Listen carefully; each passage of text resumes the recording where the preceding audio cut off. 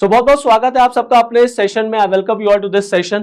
और आज के इस सेशन में हम लोग इस बात को समझने की कोशिश करेंगे, इस टॉपिक को डिकोड करेंगे कि क्या मिडिल ईस्ट में अब हमको एक नया वॉर फ्रंट ओपन होता हुआ नजर आ रहा, new war front that is between Israel and Turkey. क्या अब इजराइल और टर्की के बीच में आपको युद्ध होता हुआ दिखेगा? क्योंकि ऑलरेडी ईरान का तो इशू चल ही रहा है, इजराइल का गाजा के ऊपर अटैक हम सब ने देखा ही देखा, इजराइल का लेबनान पर अटैक चल ही रहा है। अब जिस तरीके से इस समय टर्की और इजराइल के बीच में तनातनी है और एक दूसरे को मिटा देने की, मिट जाने की कस्में और वादे खाए जा रहे हैं, किए जा रहे हैं, उसको देख करके ये बिल्कुल आइडिया, ये अंदाजा लगाया जा सकता है कि दोनों के बीच में सब कुछ ठीक नहीं है और दोनों बहुत जल्दी आमने सामने आपको आते हुए नजर आएंगे और एक नया वॉर फ्रंट आपको यहां पर ओपन होता हुआ नजर आ रहा। अब मामला यहां पर यह फंसेगा कि अमेरिका क्या करेगा, क्योंकि America is a part of NATO and Turkey is also a part of NATO, और अमेरिका इजराइल का खुल के साथ देता है। और अगर इजराइल में और टर्की में वॉर होता है तो अमेरिका किधर जाएगा, क्योंकि नाटो का तो प्रिंसिपल है, an act on a country will be considered as an act on all. तो क्या अमेरिका टर्की को प्रोटेक्ट करेगा कि अमेरिका इजराइल को प्रोटेक्ट करेगा? मींस अमेरिका किधर जाएगा? खैर, देखिए पूरा मामला ये है, पूरा मामला जानते हैं सेंटर में है जेरूसलम के। अब जेरूसलम हम सबको पता है कि कितना इमोशनल, कितना सेंसिटिव एक ये टॉपिक रहता है, स्पेशली फॉर थ्री रिलीजन्स, चाहे वो इस्लाम धर्म है, चाहे वो क्रिश्चियनिटी है, और चाहे वो ज्यूस रिलीजन के लोगों के लिए है। अब इस जेरूसलम को लेकर के टर्की की तरफ से बयान आता है। अच्छा, टर्की को और इजराइल को अगर आपको समझना है तो हाल के दिनों में अगर आप देखें जो भी जियो पॉलिटिकल सिनेरियो चला है इस समय, तो टर्की ने खुल करके इजराइल का विरोध किया है। Turkey is supporting Pakistan, Turkey is supporting Saudi Arabia, Turkey is supporting Iran, और टोटली टर्की इजराइल के खिलाफ है। इजराइल को एग्रेसर, इजराइल को कैंसर, ना जाने क्या क्या टर्की की तरफ से नेतन्याहू को कहा गया। अब यहां पर मामला यह हुआ कि टर्की के इंटीरियर मिनिस्टर हैं, उन्होंने कह दिया that we must liberate Jerusalem, और जेरूसलम को आजाद कराना चाहिए हम सबको, जेरूसलम को टर्की को वापस कर देना चाहिए। वो ऑटोमन एम्पायर की वो बात कर रहे थे कि जेरूसलम को आजाद कराइए और भैया उसको टर्की को वापस दे दीजिए। अब जाहिर सी बात है, जब टर्की की तरफ से जेरूसलम को लेकर के ऐसा बयान आएगा तो अलग अलग लोग अलग अलग तरीके का कंक्लूजन भी ड्रॉ करेंगे। अब एक कंक्लूजन ये ड्रॉ हो रहा है कि क्या टर्की कहीं इजराइल पर इन्वेड करने वाला तो नहीं है? क्या टर्की जेरूसलम पर तो नहीं इन्वेड कर देगा जस्ट टू लिबरेट जेरूसलम? क्योंकि ये बहुत दिनों से टर्की का, अर्दोगान का एक ये ड्रीम है to re-establish Ottoman empire, to re-establish खलीफा रूल वंस अगेन, एक बार फिर से खलीफा का शासन स्थापित करना, जो पहले कभी ऑटोमन एम्पायर हुआ करता था, और खलीफा का शासन, and Turkey should rule the Arab world, should rule the Muslim world.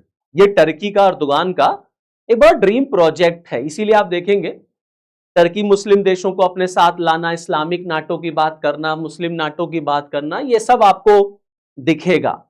अब देखिए इजराइल की तरफ से इजराइल के फॉरेन मिनिस्टर ने टर्की को तुरंत काउंटर किया और कहा भैया ऐसा है, ये सब सपना देखना भूल जाओ, ये जाग जाओ तुम, और जो तुम ये ऑटोमन एम्पायर की बात कर रहे हो ना, this Ottoman empire is gone, ये जा चुका, ये वापस नहीं आने वाला। और जेरूसलम जो है, Jerusalem will remain Israel's capital for ever, वो इजराइल की राजधानी रहेगा और कोई, दुनिया की कोई ताकत इजराइल से जेरूसलम नहीं ले सकती, जेरूसलम इजराइल का ही रहेगा। और अर्दोगान देखिए, ये हम सब देख ही रहे हैं कि इजराइल ने किस तरीके से लेबनान पर हमले किए हैं, अभी जारी ही है लेबनान पर हमला। अच्छा, इजराइल ने तो कसम खा रखी, वो कहता है जब तक ईरान पूरी तरीके से बर्बाद नहीं हो जाएगा हम शांत नहीं बैठेंगे, जब तक हम ईरान के प्रॉक्सीज को नहीं खत्म कर देते, हमास को नहीं खत्म कर देते, हिजबुल्लाह को नहीं खत्म कर देते, हमें चैन नहीं मिलेगा। और लगातार इजराइल आप देखिए लेबनान पे हमला कर रहा है, पूरा सदर्न लेबनान इजराइल ने एक्वायर भी कर लिया है। अब दरअसल अर्दोगान को यह डर है, क्योंकि अर्दोगान ने खुल करके हमास का, हिजबुल्लाह का सपोर्ट किया अगेंस्ट इजराइल। अब अर्दोगान को यह डर है टर्की को कि लेबनान के बाद किसका नंबर है। भाई ईरान पे हो गया हमला, गाजा वाला हो गया, लेबनान हो गया, सीरिया हो गया, नो, नेक्स्ट टारगेट इजराइल का क्या है? Which country is the next target of Israel? तो अर्दोगान को लगता है कि अब लग रहा है कि अब टारगेट इजराइल के निशाने पर टर्की है। तो वो दुनिया से कह रहे हैं that this aggression of Israel must be stopped, ये रुकना चाहिए जो इजराइल इस तरीके का आक्रमण कर रहा है या अत्याचार कर रहा है। तो आप देखिए, इजराइल के एक सांसद हैं जिनका नाम है एरियल केलनर। इन्होंने टर्की को नया दुश्मन राज्य घोषित कर दिया। इन्होंने कहा Turkey is an enemy state and Erdogan जो है टर्किश प्रेसिडेंट जो है, he is a very dangerous person. और ये दोनों देशों के बीच में, इजराइल और टर्की के बीच में टेंशन क्रिएट करते हैं। यही नहीं, इजराइल के कल्चरल मिनिस्टर हैं मिकी जौहर, उन्होंने भी इस बात का सपोर्ट कर दिया। उन्होंने कहा we need to start treating Turkey like an enemy country. मतलब कुल मिला के ये कि अब इजराइल का जो नया दुश्मन बन रहा है वो टर्की है। ईरान की कहानी लग गई, लंका लग गई, गाजा हो ही गया, लेबनान पे हमला है ही है। अब इजराइल कह रहा है अब हमारा कौन सा दुश्मन है? अब दुश्मन है हमारा टर्की। इजराइल अपने हर दुश्मन को खत्म कर देना चाहता है, इसीलिए टर्की कहता है कि इजराइल बिना दुश्मन के रह ही नहीं सकता, उसको कोई ना कोई दुश्मन मिल ही जाता है। खैर, अगर आप मैप पर देखेंगे तो this is your Turkey, this is Israel, ये मेडिटेरियन सी है। इस मेडिटेरियन सी में आप देखेंगे टर्की का इंक्रोचमेंट है, स्पेशली जो ईस्टर्न मेडिटेरियन सी है वहां पर, जिसका विरोध साइप्रस और ग्रीस करते हैं।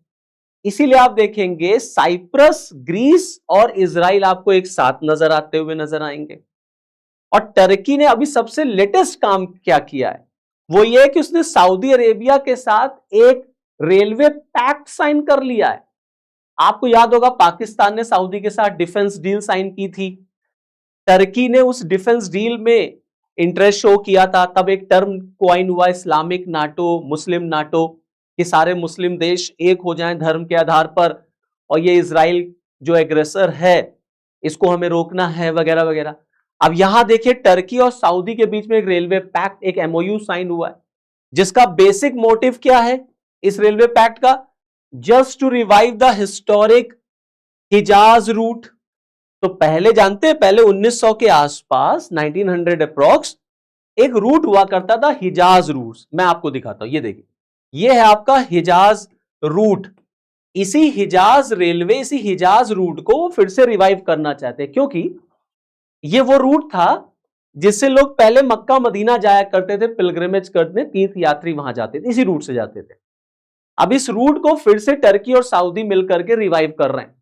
ये तो एक बहाना है आपस में आने का कि कैसे ये मुस्लिम कंट्रीज आपस में एक साथ नजर आए अगेंस्ट सच एनिमीज लाइक इजराइल। समझ रहे हैं? तो आप देखिए यहां से इसको इस्तांबुल से लेकर के पूरा, मतलब टर्की से लेकर के ये पूरा ऐसे सीरिया, सीरिया से जॉर्डन, और फिर जॉर्डन से सऊदी अरेबिया, वहां पर मक्का मदीना वगैरह तक, जद्दा तक ये जो है वो जाएगा। इस रेलवे रूट्स ने इजराइल को बाईपास कर दिया है।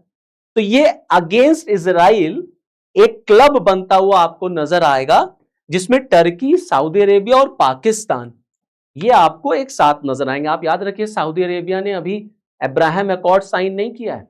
अमेरिका बार बार ये दबाव बनाता है सऊदी पर कि आप अब्राहम अकॉर्ड साइन करें, बट सऊदी ने अभी तक अब्राहम अकॉर्ड साइन नहीं किया। इसीलिए अब सऊदी, पाकिस्तान और टर्की एक साथ मिलकर के आपको कभी इस्लामिक नाटो की बात करेंगे, कभी इस तरीके का रेलवे पैक्ट की बात करेंगे। अब जो मैंने आपको भी बताया कि मेडिटेरियन सी में जो टर्की का इंक्रोचमेंट है दोस्तों, उसके खिलाफ, उसके अगेंस्ट इजराइल, साइप्रस और ग्रीस आपको नजर आते हुए दिखेंगे। तो आप देखेंगे इन तीनों के बीच में लास्ट 2025 के दिसंबर में मीटिंग भी हुई थी इसी बात को लेकर के। तो ये भी एक ग्रुप है अगेंस्ट टर्की। और ग्रीस, इजराइल और साइप्रस के बीच में एक गैस पाइपलाइन को लेकर के एग्रीमेंट साइन हुआ, जिससे टर्की नाराज हो गया। ये वो गैस पाइपलाइन है जो इजराइल से साइप्रस होते हुए ग्रीस और फिर ये आगे इटली और यूरोप तक जाएगा। ये गैस पाइपलाइन दरअसल जो टर्की है उसका जो डोमिनेंस है ईस्टर्न मेडिटेरियन सी में, उसको रोकने के लिए है। तो कुल मिलाकर के टर्की इसको अपने अगेंस्ट देखता है। अच्छा आप देखें साइप्रस का जो नॉर्दर्न वाला पार्ट है ना, ये वाला, ये नॉर्दर्न पार्ट टर्किश रूल के अंडर है, मतलब this is dominated controlled by Turkey. तो साइप्रस इससे आजादी चाहता है टर्की से। तो इसीलिए आप देखेंगे टर्की का इस पूरे रीजन में कई देशों के साथ पंगा है। और टर्की का वो सपना द ऑटोमन एम्पायर, इसको इस्टेब्लिश करना, खलीफा का शासन लाना, फिर से खलीफा का राज होना चाहिए। इजराइल बार बार टर्की से कहता है भूल जाओ, the Ottoman empire is gone, अब ये जा चुका, ये पास्ट टेंस है, ये कभी नहीं आ सकता, खलीफा का शासन कभी नहीं होगा।